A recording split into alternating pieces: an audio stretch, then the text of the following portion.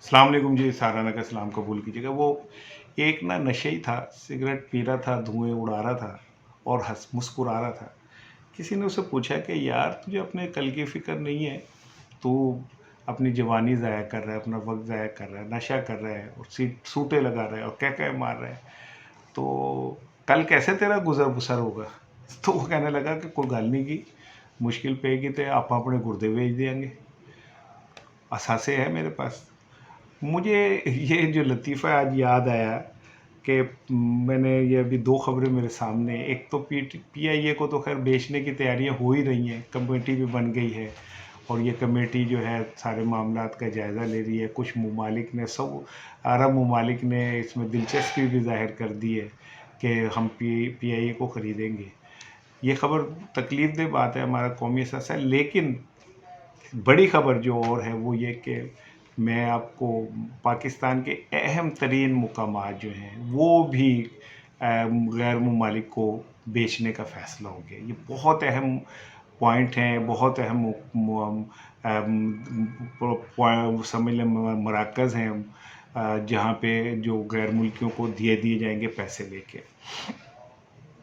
पाकिस्तान कितनी बदनसीबी है हमारी कि हम दुनिया अपने असासों की हिफाजत करती है और हम अपने असासे बेच के जो ऊपर बैठे हुए गिद्धे हैं, जो नोचती हैं इस रियासत को, जिनके बच्चे खरबोपति हो जाते हैं, जिनके बाहर फ्लैट्स बन जाते हैं, जिनके बाहर कारोबार हो जाते हैं, बाहर रहते हैं, वो सारे आते हैं पाकिस्तान पे हुक्मरानी करते हैं और चले जाते हैं। और बदकिस्मती की बात यह कि हमारे इदारे जो खुद इस सिस्टम का हिस्सा हैं, बेनिफिशरी हैं, वो उन्हें सपोर्ट करते हैं क्योंकि उन्हें पता होता है कि ये खाएंगे तो हमें भी खाने को मिलेगा। लेकिन मैं आज पाकिस्तान के इस असासों पे आपसे मैं चाह रहा था कि उन पे बात करूं। आप पीआईए का तो आपको पता चल गया, फिर इसके बाद आपके सामने स्टील मिल भी है। वो आपको पता है स्टील मिल एशिया की सबसे बड़ी स्टील मिल थी और अजीम तरीन स्टील मिल कहा जाता था। पाकिस्तान ने रूस के ताउन से ये स्टील मिल लगाई थी। फिर क्या हुआ कि उस स्टील मिल को एमक्यूएम, पीपल्स पार्टी और मुस्लिम लीग नून ने नोच नोच के खा लिया और वो स्टील मिल जो एशिया की सबसे अजीम स्टील मिल थी, हम पे बोझ बन गई। और बोझ बनने के बाद आज आलम ये है कि वो हमारे असासों पे, हमारे कौमी ख़जाने के ऊपर सांप की तरह बैठी हुई है। पीआईए, आप हैरान होंगे कि खलीज की बड़ी जितनी एयरलाइंस थी, उन्होंने हमसे सीखा, हमसे तरबियत हासिल की, हमसे हमारे हुनरमंदों ने उनकी एयरलाइंस को खड़ा किया, हमारे टेक्नीशियंस ने उनकी एयरलाइन बनाई। वो हमारे जहाज़ों में पहले फ़्लाइट जो थी वो हमसे की। और आज आलम यह है कि हमारी पीआईए जो है वो तबाह हाल है। उसकी रीज़न ये कि एक एवरेज एक तैयारे के साथ जो क्रू होते हैं, सारा कुछ मिला के वो 130 के करीब होते हैं। दुनिया की वाहिद एयरलाइन है जिसके साथ एक तैयारे के साथ 250 लोग चिपके होते हैं।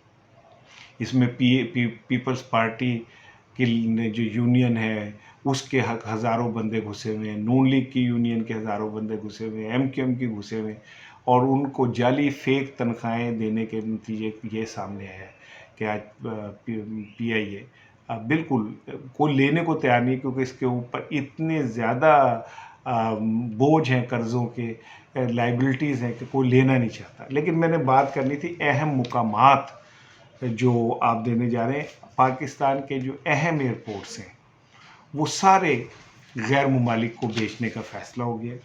आउटसोर्स के नाम पे उनका निज़ाम, उनका इंतज़ाम सब कुछ गैर ममालिक को मिल जाएगा।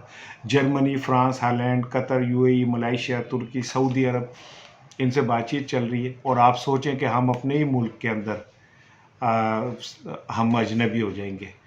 जो एयरपोर्ट्स हमारी हैं वहाँ पे गैर मुल्की कंपनियां जाके बैठ जाएंगी और हम वहाँ अजनबियों की तरह जाके अपने पासपोर्ट रखेंगे, क्योंकि हमारे पास ना हुनरमंद, ना हमारे पास अवाम, ना हमारे पास वसाइल। हम वो बदनसीब कौम है जो सब कुछ होने के बावजूद हमारे पास लीडरशिप जो हमें मिली वो इतनी छोटी जहन की थी कि उन्होंने सिर्फ अपने बच्चों की ख्वाहिशें, अपने बच्चों के मुस्तकबिल पे नज़र रखी और हमारे बच्चों के जो है उनका मुस्तकबिल तबाह कर दिए, इस पाकिस्तान को तोड़ दिया। اور اب بھی پاکستان کو معاف کرنے کے اوپر تیار نہیں ہے۔ آحت چیمہ جیسے لوگ جو وفاقی وزیر بھی ہیں، جن پہ نیب نے کیسز بنائے کرپشن کے، جو جن کی سوشل میڈیا پہ نظر مارے تو پورے پاکستان میں جائیدادیں، آپ سوچ نہیں سکتے کہ ایک گریڈ 19 کا افسر کی اتنے پیسے وہ کیسے کما سکتا ہے۔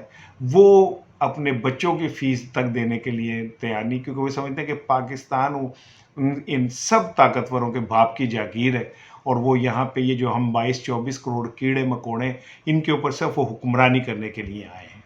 اب پاکستان کے اگر ایئرپورٹس غیر ملک ممالک میں دے دیے جائیں گے، جن سے بات چیت چل رہی ہے، اور وہ اس کا نظام سنبھال لیں گے، تو آپ ذرا سوچیں کہ یہ سب کچھ چین نے بھی ایک افریقہ کے ملک میں اسی طرح کیا تھا، اور اس کے بعد وہاں پہ عالم یہ ہوا تھا کہ ایئرپورٹ چین کے ہاتھ میں تھا، ادھر کا عملہ چین کے ہاتھ میں تھا، اور وہاں کے لوگ جو تھے وہ وہاں پہ ایک جیسے کرایہ دار ہوتے اس طرح رہتے تھے۔ پاکستان اللہ اس کی حفاظت کرے، لیکن اگر آپ اس طرح اثاثے بیچتے جائیں گے اور اس طرح اپنے اہم جو دفاعی پوائنٹس ہیں وہ ان کے حوالے کر دیں گے، کیا آ رہا ہے کیا جا رہا ہے، یہ اب ہماری ذمہ داری نہیں ہوگی، ان کی ذمہ داری ہوگی۔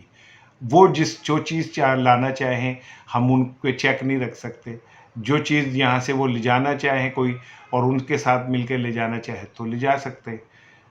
تو پاکستان کی خود مختاری جو ہے وہ کہاں چلے گی؟ ویسے تو آپ کو امریکی ترجمان کے اس بیان سے سمجھ جانا چاہیے کہ ہماری خود مختاری کہاں ہے، جس میں انہوں نے کہا کہ جی پاکستان ایران سے گیس پائپ لائن نہیں لے سکتا۔ عمران خان کے خلاف بھوں بھوں کرنے والے اس پہ کیوں خاموش ہیں؟ کیا یہ سائفر نہیں ہے جس میں انہوں نے سیدھی سیدھی دھمکی لگائی ہے کہ پاکستان کے ساتھ، ایران کے ساتھ اپنا بزنس نہیں کر سکتا، چاہے آپ بھوکے مر جائیں، ہمارے گھروں میں اندھیرے ہو جائیں، لیکن ہم اپنی خود مختاری کے تحت کسی ملک سے سودا نہیں کر سکتے، کیونکہ امریکہ صاحب بہادر ہمارے سر پہ ہے، اور اگر اسے کوئی ایبسلیوٹلی ناٹ کہے گا تو ہم اسے جیل بھیج دیں گے، اس کے اوپر گھٹیا قسم کے الزامات لگا کے مقدمے بنا دیں گے، کیونکہ اس نے آقا کی آنکھوں میں آنکھیں ڈال کے اس انکار کر دیا ہے، جبکہ ہم اپنے فخر سے کہتے ہیں کہ ہم تو غلام ہیں، وی آر بیگرز، اور پھر ہمارا وزیر اعظم کہتا ہے کہ beggars can not be chooser. ان کا جملہ اندازہ کریں وزیر اعظم کا، کہ وہ کہتے ہیں کہ ہم کسی کے پاس جائیں تو کہتے ہیں یہ مانگنے آئے ہیں، اور پھر اگر ہمارے ہاتھ میں کشکول نہ بھی ہو تو وہ کہتے ہیں کہ انہوں نے بغلوں میں کشکول چھپائے ہوئے۔